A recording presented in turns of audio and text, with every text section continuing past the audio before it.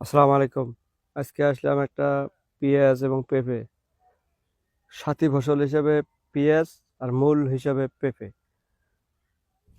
এই যে এই যে হলো পেঁপে, এই যে পেঁপে, এই যে পেঁপে। পেঁপের সাথে দিয়েছে সাথী ফসল হিসেবে পেঁয়াজ। পেঁয়াজটা লাগার সময় হলো আজকে আমার 1 মাস 10 দিন, 40 দিন। আজকে 14ই ফেব্রুয়ারি, বরাবর 40 দিন হলো পেঁয়াজটা লাগার। আর পেঁপে লাগার 1 মাস। পেঁয়াজ লাগার 10 দিন পর লাগাইছি পেঁপে, কারণ পেঁয়াজ লাগার পর পানি ভাসাই দিছি। পানি ভাসাই দেওয়াতে জমিতে তো রস হয়েছে, রস কমে যাওয়ার পর তারপরে লাগাই দিছি পেঁপে।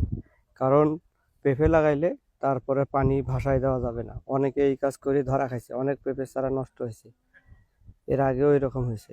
ওই যে ওই পাশে ছোট কোদাল বা ফরিদপুরে ভাষা বলে টেঙ্গি। আজকে 40 দিন পেঁয়াজের বয়স, পেঁপে 10 দিন কম। এই পেঁয়াজ আল্লাহর রহমত খুব ভালোই আছে,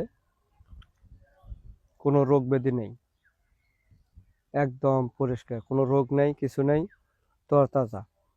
এই যখন মাটি খুঁড়ে দিছি, আলগা করে দিয়েছি মাটি, এখন পেঁয়াজ দিন একরকম হয়ে যাবে।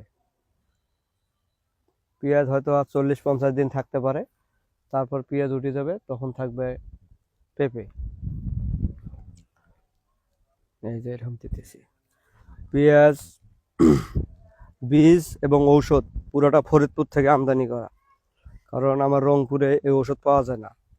পেঁয়াজের চারা যখন দিছি, চারা গজার পর 10-12 দিন পর তখন আগাছা হয়েছিল খুব। আগাছার জন্য ওষুধ দিছিলাম, পাই না না পাই ফরিদপুর থেকে আনাইছি। তারপর পেঁয়াজ এটা রানি ওয়ান দিছি ফরিদপুর এবং লুনা, আবার অন্যান্য কিছু ওষুধ আমাদের উত্তরবঙ্গে পাওয়া যায় না, কারণ এটা পেঁয়াজের জন্য যে এলাকায় যে ওষুধ চলে সেটা করে, সেই জন্য ওটা দেওয়া, ওখান ফরিদপুর থেকে আমদানি করা। এই যে আজকে মাটি আলগা করে দিছি। মিথুন, ওইটা দিয়ে ভালো হয় নাকি? মোটামুটি এটা দিয়ে ভালো হয়। বুঝি না। 22 থেকে এটা ভালো হয়। হুম। 22 থেকে এটা হ্যাঁ ভাই। যে আগায় বেশি। হ্যাঁ, এই যে এরকম করে দে। আর বুঝলেও মনে করেন ভরভরা হয়ে যায়। হুম। হ্যাঁ। হাসু, মামু, বগি মারিস না, বগি মারিস না। বগি কি এখন মামা হস, কিছু কোয়া যাবে না, ধীরে সুস্থ। হ্যাঁ, ওইরকম করে কর। এই যে এবার আবার ওই মেহগনি পাতাগুলো পরে একটু ডিস্টার্ব হয়। এগুলা পরে আবার এই যে পেঁয়াজের চারা কিছু শর্ট পড়ছিল, পরে এটা নিয়ে আসছি ঝিনাইদহ থেকে। ঝিনাইদহ থেকে নিয়ে এসে এটা দিছি, যার কারণে এটা একটু ডাউন হয়ে যাবে কিছুদিনের মধ্যে ইনশাল্লাহ। এই যে অবস্থা পেঁয়াজ আর পেঁপে।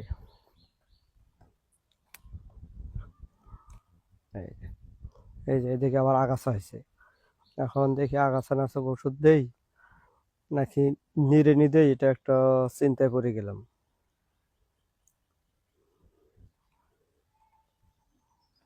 গতবার এখানে করছিলাম, আমার এই জমিটা করছিলাম শাহী, এবং সামনের ওই জমিটা করছিলাম, এই সাইডে করছিলাম বগুড়ার সুমন ভাইয়ের, মাঝখানে করছিলাম বগুড়ার, ওপাশে করছিলাম আমাদের রংপুর পীরগঞ্জে। কিন্তু রংপুর এবং বগুড়া মোটামুটি দিছে, কিন্তু বরিশালের সুমন ভাইটা একে পুরা ধরা খাইছি, ওটা মানে বাঁশ খাইছি একটা এরকম, যার কারণে ওইটাতেও একবার উঠে দিছি। পরে পুরা জমি আবার উঠে দিলাম। এই যে পেঁপের গাছ, এই যে পেঁপের গাছ, এই সব পেঁপের গাছ উঠে এখানে রেখে দিছি। পুরা জমি খালি করে চাষ করি, এই যে আবার লাগাইছি পেঁয়াজ এবং পেঁপে। আর এই জমিটার পেঁপের গাছ ভালোই ছিল, কিন্তু সার আমার বেশি হয়েছিল, যার কারণে গাছগুলো লম্বা হয়েছিল, সেই জন্য গাছগুলো সব কাটে দিছি। কাটে দেওয়ার পর আবার নতুন করে লাগাই দিলাম। এই যে আর একটা জিনিস করছি, এই যে বেড়ার খুঁটি হিসেবে এই যে এগুলো নলা, এই যে নলার গাছ নিয়ে আসছি, এটা ঝিনাইদহ থেকে।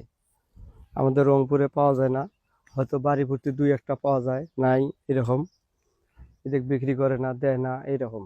কিন্তু আর ওদিকে বাণিজ্যিকভাবে এটা বিক্রি করে।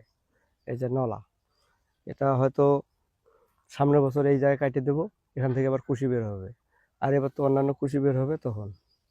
আর এই যে আমাদের এলাকার আলু, আলুর যে এবার দুর্গতি কে দেখবে। তারপরে যে মরক ধরছে। এই যে পেঁয়াজ মাসাল্লাহ অনেক ভালো আছে। পেঁয়াজের সাপোর্ট পরামর্শ সব আমার বরিশাল, সরি, ওই যে ফরিদপুর থেকে দিতেছে। ফরিদপুর থেকে সাপোর্ট নিতেছি, কারণ পেঁয়াজ আমি কখনো করি নেই, যার কারণে ওখান থেকে আমাকে হেল্প নেওয়া লাগে।